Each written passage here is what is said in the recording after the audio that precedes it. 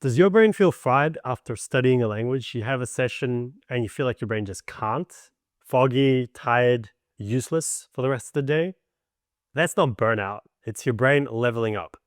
And I've been there many times on my journey to fluency. Because language learning, it's not just about vocab. You're literally rewiring your brain, memory, pattern recognition, switching systems. It's a heavy intellectual load. It's like working out in the gym, right?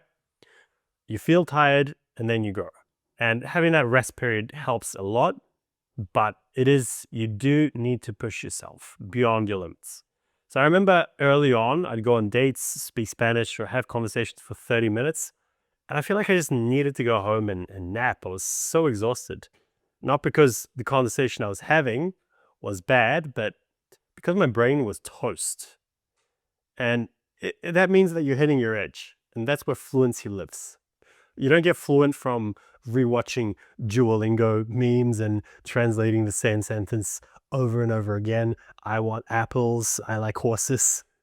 You get fluent doing things that stretch you. Tough conversations, real reading, thinking on your feet, deciphering what the other person is saying or what the speaker is saying. That tiredness, it equals progress. Okay?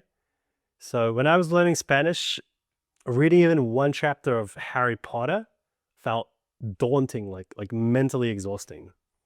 TV shows, I spent 3 days trying to unpack and properly understand one episode.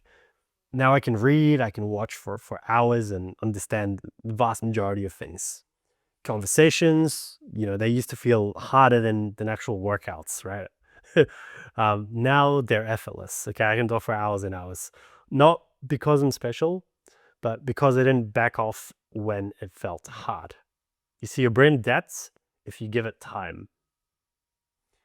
But if you are feeling that exhaustion, if you are feeling a bit of that too often, too much, you're never ever feeling fresh, then do switch up your method. Do something that you find fun. Find creative exercises of creative ways of making it fun. Listen to music or a podcast on a walk. Listen in the back. If you have to listen in the background instead of actively listening, you could also, you could do some Duolingo practice if you are that tired. But just do something little, do something light, do something fun. And that way you're going to keep up the momentum, and consistency, which is one of the most important things when you're learning a new skill or a new language. Okay? And take pride in that feeling, because it's very normal to feel that way.